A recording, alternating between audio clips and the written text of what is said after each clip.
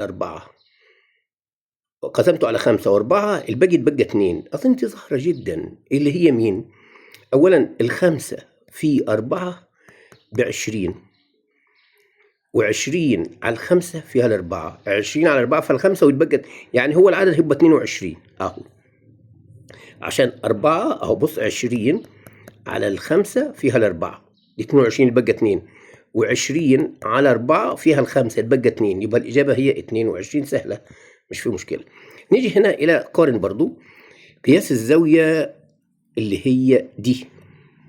طب ما أنت عندك معلش يعني كل معايا لحظة المثلث لو أنت بصيت الضلع ده اللي هو ألف باء ده هو ده والضلع ده هو ده.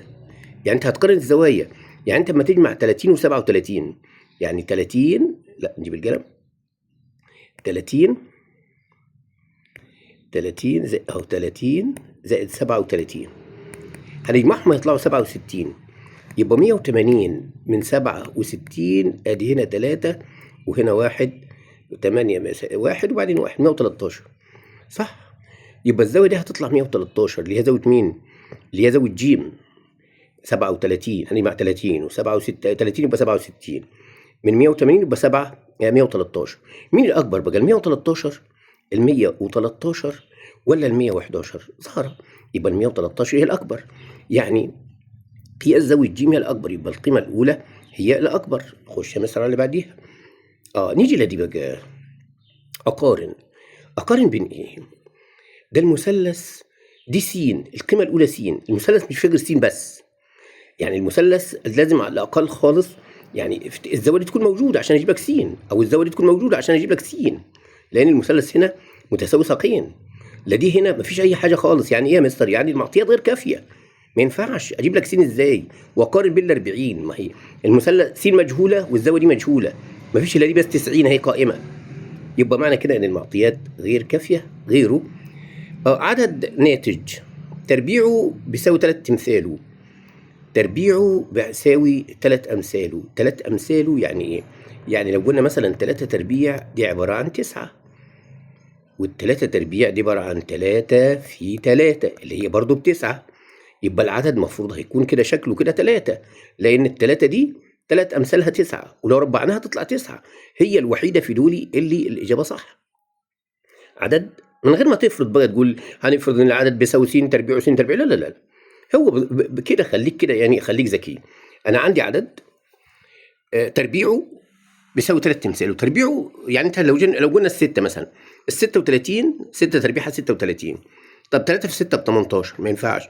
التسعة 81 3 في 9 ب 27 ما تنفعش. يبقى هي ما فيش غير التلاتة ونشوف غيرها.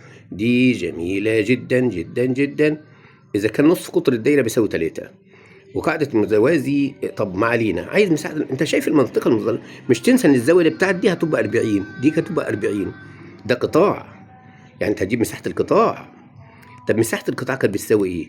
بيساوي قياس الزاوية اللي هو 40 على 360 في طه نق تربيع طه وبعدين نق تربيع. طيب الصفر يمشي مع الصفر 4 على 36 دي 1 على 9 وادي طه. طب نق بكام؟ ما هي نق عندك ب3 ما هو الراجل لك ب3 اهي 3 تربيعها 9 ما تشيل ال9 مع ال9 يبقى المساحة بتساوي طه. الله فين دي اللي هي رقم ألف أهي كلام سهل. يبقى أنت بس ما عليك اللي هتكون تبقى بس عارف مساحة القطاع بيساوي قياس زاويته على 360. انت جبت قياس زاويته منين؟ ما هو الشكل ده متوازي اضلاع ده متوازي اضلاع في كل زاويتين متقابلتين متساويتين 40 تبقى 40 يبقى زاويه القطاع 40 على مساحه الدايره كلها 360 في مساحه الدايره اللي هي طه نق تربيع. اعتقد كلام سهل وسهل جدا. اتمنى انك انت يعني اقول ايه انك انت تذاكر في الفتره دي وتابعني.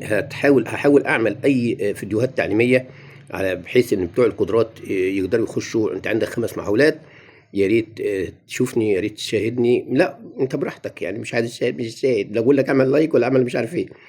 يلا السلام عليكم اشوفكم في فيديو اخر.